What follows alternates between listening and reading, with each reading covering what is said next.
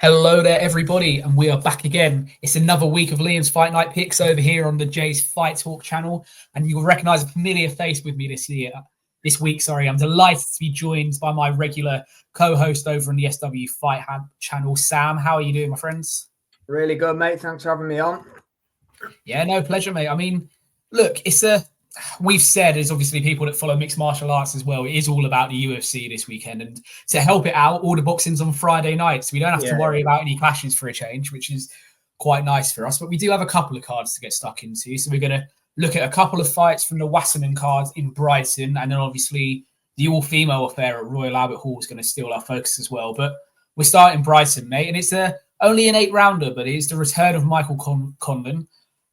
Look, we've not seen him since December of 2023 when Jordan Gill emphatically stopped him. Let's not beat around the bush about it. That was 3 or 4 knockdowns, and Conlan looks very depleted afterwards. Are you surprised that he's decided to come back? I am a little bit, mate, to be fair. I thought that would be the last that we saw of him. I know he hinted at retirement after the Jordan Gill beat, and that one was a bit more damaging than the Lopez and the Lee Wood defeats. Obviously, with the greatest respect to Jordan Gill, I know he's a former European champion, but he's not at the level of world champions that Lee Wood and Luis Alberto Lopez were. So that one was a crushing defeat. Obviously, I think he moved up to super feather for that one from 126. Obviously, maybe looking at was weight the issue that Lopez flattened me and Lee Wood flattened me. Look, Conlan's back. He's back with Grant Smith now. He's left Adam Booth. Obviously, was with the Booth team for a long time. The guy he's up against doesn't look up to too much, to be honest. He's signed with Wasserman now. So yeah, look, it's if last time wasn't his final run, this definitely is Michael Conlan's final run now. Yeah, look, you say he hinted at retirement. He as good as retired. There was a post that came out around Christmas time with 23, and it looked like he was done with the game. And I'm never a fan of a boxer, especially one in their 30s, saying they're retiring and then coming back. Look, this may not be the fight to trip him up. I mean, as you've hinted at, Asif Khan, his opponent, 19-5-1 record. He actually lost his first 3 fights when he turned over as a pro. So that's the sort of level we're at here. He may not trip up on Friday night, but hey, look, how many times this year even have we seen Stephen Ward beat Tyrone McKenna last Saturday, for example, in a fight that wasn't meant to go that way? So boxing can be littered with banana skins when you least expect it, but we don't need to dwell on this one too much, mate. How do you see it going? Yeah, look, it's going to be elementary, isn't it, for Conlan? I'd be surprised if he loses this, then we can forget about it. But yeah, he should take it's only an 8-rounder, like you say. He should take a comfortable enough decision for me on this one. He might knock him out, to be fair. I mean, look, Conlan has never possessed massive power, but look what he did to Lee Wood in the first round of their fight. I do believe he caught Wood cold, but yeah, I'm going with wide enough UD. Well, I'll say wide enough UD. He should win every round, really, to be honest. Yeah, look, let's be realistic. We know why Khan's been brought in. It's a confidence builder after a couple of defeats on the spin and a long time out of the ring. I don't think Michael Conlan will get a stoppage, but like you say, he should win every minute of every round, and that's what I fully expect him to do. There's some good talent on this card, mate. You've got Tom Wellens making another step up. You've got Dan Howard, Dave Caldwell charge. But again, they're sort of in fights that aren't really worth talking about just because they're on that part of their journey. But the main event in this one is, look, if this was on any other Friday night of the year, we'd have our full attention. But unfortunately, Wasserman have decided to go up against Boxer in their all-female card. It's Harlem Eubank and Tyrone McKenna. This is at welterweight. The IBF have slapped their Intercontinental belt on the line for it, which is a top 15 ranking for ever wins. Look, let's be really honest. I think the most we've ever struggled to do a watch-along was Harlem Eubank's 8-rounder in November last year. I don't think I've ever set the mark saying that. You'll never forget it. He's 20-0 and he's 31 now. At some point, you need to ignite your career. And like I said here, can he entertain us on Friday night and can he ignite his career? What do you make of Harlem Eubank? Well, yeah, look, you summed it up well. That fight against Erdogan last time out, it was a tough watch. An 8-round main event as well, something you don't see very often. Look, the way I'd sum it up, Tyrone McKenna's never in a bad fight. Harlem Eubank's never in a good one. So somebody's going to win out. We're going to get either a cracker or we're going to get an absolute snooze fest. Look, I would lean towards it being a snooze fest, if I'm being completely honest. It's just the way that Eubank fights. Yeah, McKenna's always going to be entertaining and he's really tough, but the clash of styles that we're going to have on show on Friday night in Brighton. I don't see it being a thriller. Let's put it that way. No, I think you summed it up well there. I mean, the best win for me that Harlem Eubank has is against Sean Dodds, and that's still only domestic level. He hasn't made the step up. Yes, we know he was meant to have the Adam Azim fight, and for whatever reason, a clever ploy to move out the way of Dalton Smith or whatever, we never saw that. But it's time to step up, and you can't afford another performance like we got in November. Let's talk about Tyrone McKenna quickly. Look, this man seems to retire more regularly than he fights, but here we are again. It's another fight week for the Irishman. Look, I've just summed up there. 24-5, McKenna. I think after his last 3 defeats, he's pretty much retired. And even after beating Dylan Moran last time out, he wasn't sure what he was going to do. I don't know what to make of his career. Look, never in a bad fight, but his losses are against the likes of Regis Prograis, Ohara Davis, Jack Catterall, Lewis Crocker. That's a certain level. He seems to do well, but then struggle against a certain level, doesn't he? Yeah, look, if you put him in against, those guys outside of Prograis and Catterall, probably you wouldn't call them elite, shall we say? But Lewis Crocker's obviously very good. Obviously didn't perform his best last weekend. Ohara Davis, talented, never quite maybe lived up to that, but good fighter. So yeah, look, you have to be a certain level. Maybe you did have to be. I'm not so sure you have to be now. I think, when you're talking about Harlem Eubank, yes, he's 31, he needs to get going, but he's a lot fresher and a lot less miles on the clock than what Tyrone McKenna has at this stage. So, yeah, look, for me, I think it'll be an easy enough routine decision win for Harlem Eubank. But, yeah, like you say, I'm not clambering to switch between the channels at 10 o'clock on Friday night to catch this one. No, I completely agree with you. Look, I think Harlem Eubank will win it on points, probably quite wide, but in probably quite dull fashion. And that's just going off the form. And also, Tyrone McKenna, when he's losing a fight, can be very tricky. He can just shell up Carney and just sort of sit against the ropes and look to survive. And I feel that's where we're going to get. He's tough. He's tough as old boots, Tyrone McKenna. Yeah, he is, but he knows how to survive. And I feel like that's the point we may be at with him in his career. But there we go. We're done in Brighton. Look, as we say, we'd normally be glad for Friday night boxing. And this week we're spoiled for choice with 2 domestic cards. We're going to head to the Royal Albert Hall, and it is box's second ever all-female card. Of course, they've done it with Savannah Marshall and Clarissa Shields and Bam Gardner and Michaela Mayer back in 2022 it was. Look, it's a good card. It's a solid card. Let's forget the fact that Savannah Marshall isn't on it, and forget, as we'll come on to in a minute, that Caroline Dubois maybe hasn't got the opponent we want.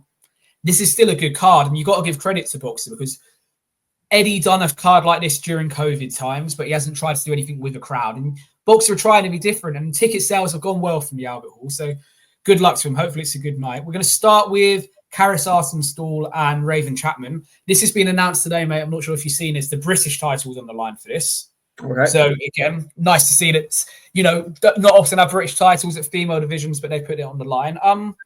Karis Arsenstall, do you remember her? It's been 14 months since she last fought. Look, I'm going to be honest with you. I know obviously she's got the profile and Boxer have invested behind her, since her debut and that kind of thing. But I've not seen a great deal of her, if I'm being completely honest with you. Now, whether that's bad promotion, whether that's me just not watching those particular fight cards, but I'm interested to see how she looks against Raven, because although she was outboxed by Sky last time out, she's a good solid fighter, and obviously a Queensbury fighter heading over the divide to go on the Boxer show, which is always good to see.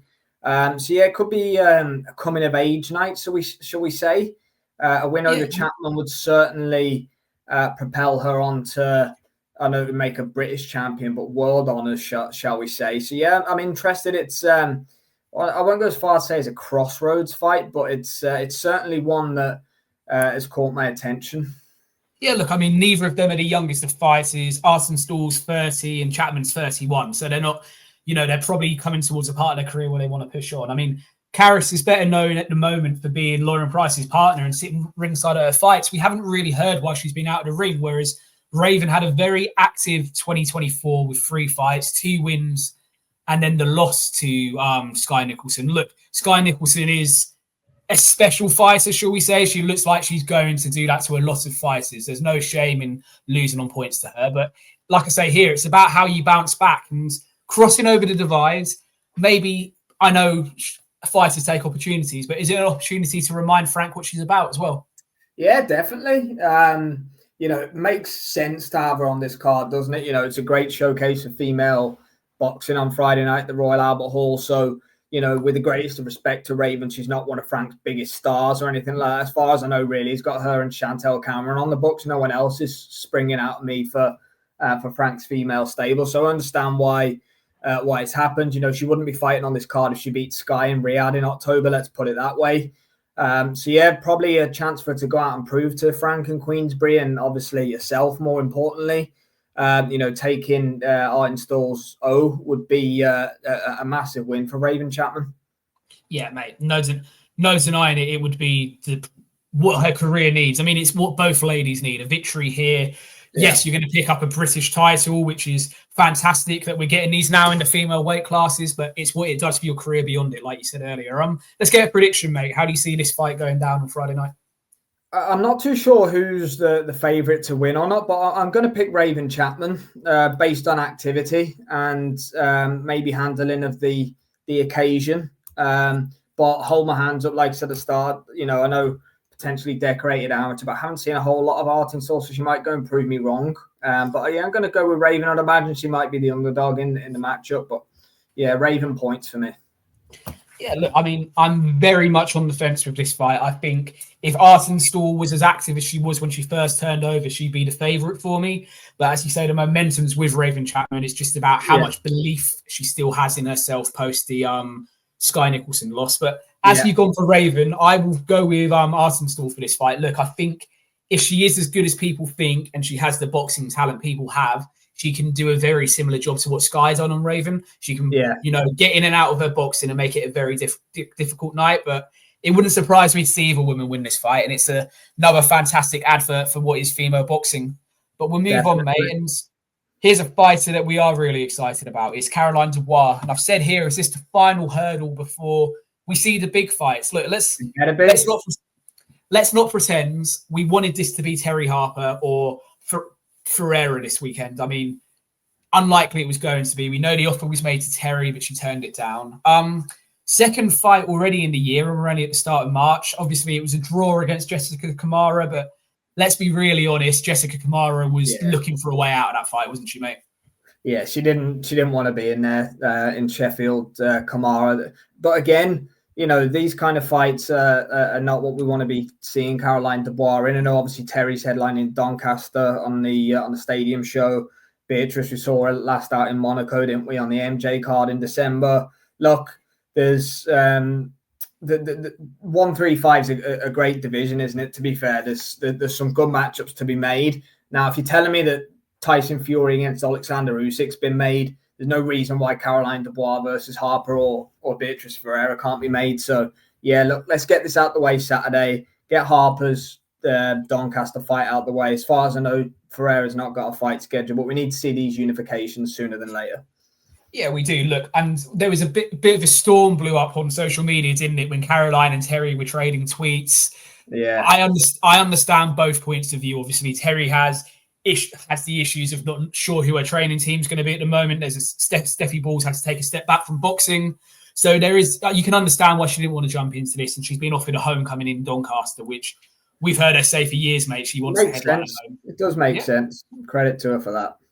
But Caroline Dubois is very impressive. I mean, as Jay said when he covered the fight, he didn't realise that it was a draw until he said the next morning, because Caroline was that dominant. He actually thought the referee had waved off, which is fair enough. And you don't often say that with female fighters, that they are that dominant in the ring, that they're actually forcing stoppages to 2 minute rounds. Exactly. She's looking for the stoppage, and that's a key thing, especially over the 2 minute rounds. We saw a big knockout in Belfast last week. Shauna Brown stopped in the first round, but you don't see it too often. So it's quite refreshing to see Caroline's hunger for the stoppage, isn't it? If we're being brutally honest. Yeah, taking the words out of my mouth. It's refreshing. It's great to see, but she doesn't look erratic when she does it. She always looks in control, and that's credit to her team with the McGuigan's gym as well. let's talk about her opponent, Bomi Ri Shin, the South Korean. Look, the name we'll know on her record is Delphine Pursuit, and she only lost that via a split decision. So, and she also has 10 KOs on her from her 18 wins. So there's power there. It's her first time up at lightweight. That is what I will say. She hasn't fought at lightweight before. Look, we're clutching at straws, hoping we're going to get a competitive fight really here, aren't we? Yeah, no, it's not going to be competitive, is it, in the slightest? Look, it's a world title fight. I understand, like, the marketing and the play by it. You know, Caroline's a boxer fighter, so there's obviously one on a showcase all female card. But yeah, her opponent's not going to cause any issues on Friday. No chance. No, I actually think I'm right in saying this is a IBO mandatory. So you can tell how desperate boxers are to get her out. They're actually allowing her to fight her IBO mandatory. Look, we've ended up with egg on our face between the two of us, and if you add Jay into it as well, since we've been doing this. But everything points towards a Caroline Dubois victory. I'm going to go first here, mate. I think a stoppage in the 5th round is what I'm going to say. She's just on a ruthless streak at the moment. Yeah, do you know what, mate? I'm pretty much there or thereabouts with you, to be honest. 5 or 6, something like that. She's going to get her out of there, though. I think we can agree on that unanimously. We can do. Look, let's come to the main event. And look, we may not be happy with the Caroline Dubois fight. We may wish we had Savannah Marshall on this card, but this main event is a fight that we've wanted to see for the last 12, 18 months. And it's finally here. It's Tasha Jonas and Lauren Price. It is for the WBC, IBF, WBA, IBO, and Ring Magazine 147 titles. Look, it's just the one belt missing off of this, but doesn't matter about the belts. As we say all the time, when you get a good fight, it could literally be in the car park of a Wetherspoons or something. You don't care. You just want to see it. How great is it that we're finally getting to see these two facing off? Yeah, definitely. I'm massively looking forward to it. I think without this fight, I don't really have any interest in the card, just being straight up and honest about it. If it's Dubois versus Bomi Ri Shin, the headliner, I wouldn't really have any interest in the card. But as this is the headliner and you're building up through the night and you know that you've got this carrot dangling at the end of it, then yeah, I'm massively interested in it. It's about time we saw Lauren Price in a fight like this. Yes, I know she had great, was it McCaskill she beat? Jessica McCaskill. Yeah, she had a good performance that night. Yes, she knocked out Mateus in a couple of rounds last time out. She had no business being in the ring with Lauren Price. Look, as you've said, Miss GB, Natasha Jonas, her Indian summer at 40 years old. Can she put in one last big performance? Obviously looked good against Habazin last time out. She's only come up short. She had the stoppage defeat and then she lost to Katie Taylor, I believe, the other time. Look, she's, arguably getting better with age. So, yeah, I'm fascinated to see. 40 means nothing. Look what Beterbiev been doing recently. It means absolutely nothing in my opinion. So I don't really agree with the narrative about her being old or anything like that. There's not that much damage on the clock. So, yeah, look, buzzing for it, mate. I think we're going to get a 10-round absolute war in the Albert Hall on Friday night. Yeah, mate, you've just said it. I mean, Tasha Jonas may be 40, but she didn't become a world champion until she was 36, 37. So age means nothing. And miles on the clock as a female fighter, it's a completely different ball game from a 40-year-old male professional. Beterbiev being the exception to that rule, as we've seen, as we said a couple of weeks ago. Look, there's a lot of emotion in this fight. Tasha probably knows this is her last dance. There's also obviously the news around Joe Gallagher recently, and we know, look, he's there. We know he's going to be there, but this could be one of his last big nights as well. You just have a feeling that emotion could play into the night. They've been together from the start. She's stuck by Joe even after the losses that she wasn't meant to have. So it's fantastic she's got the opportunity. I think she's got one more big night in her, but Lauren Price is a phenomenal prospect. Look, she's starting to adapt into the pro game. She's got 2 stoppages in a row now, stopping Jessica McCaskill, who was beat up. I mean, the size of McCaskill's eye at the end of that fight was pretty gruesome. And like we said, Bexy Mateus had no business being in there. But look, you've got to get out what's in front of you. Lauren Price, we don't know where the ceiling is. She has the potential to be one of the best this show's ever produced as a female fighter, doesn't she? She does, yeah. Lauren Price is a heavy favourite for the fight. Natasha Jonas has got her hands full, but seasoning, in my opinion, is a big factor in this fight. Anyone I've spoke to said that Lauren Price is going to win the fight. I don't think it's as clear cut as it's being made out to be, if I'm being honest. No, look, you go, of course, you're going to go off the pro game, but Lauren Price's amateur career is something that has to be discussed, because in women's boxing, the gap between being an amateur and being a pro is nowhere near as big as it is on the male side. I think that's something we can both agree on. So it's a fantastic fight, mate. I think both women are getting the night their career deserves. Lauren, okay, this is only her 9th fight, but she's 30 years of age now, and Tasha at 40. She was, she was overlooked for the Olympic Games. She had losses in her career, and she thought she was never going to get the chance. She had to draw with Terry Harper back at Fight Camp as well. So she's been through it. And yeah, I think we're going to get 10 rounds where both women leave everything in the ring.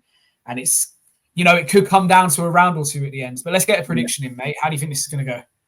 Yeah, I'm going to pick the underdog. I'm going to pick Jonas, mate. I've just, like you, I think she might have one last big effort in her. I think she just could gut it out. I think she drags Lauren Price into the kind of fight that she wants with her experience, that she might be able to gut out a very close decision. But she's got an uphill task on her hands, doesn't she, on Friday? But yeah, Jonas points, mate.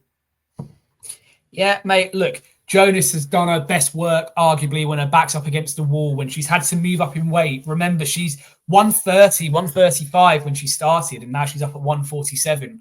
She's not, she's not the biggest of fighters. There's definitely a size advantage being given away, but that seasoning you spoke about, that mentality of I will not lose. Lauren Price probably has an opponent this hungry come up against her yet, and you've gone for the underdog, mate, and I am as well. I just think Tasha Jonas has one big night left, and I'm actually going to say late stoppage. I think in round number 9, she's going to force a stoppage. I just think Lauren's going to be desperate. We're going to see her open up more than we've had to in the past, and that's going to allow Tasha to sign off her career in spectacular fashion.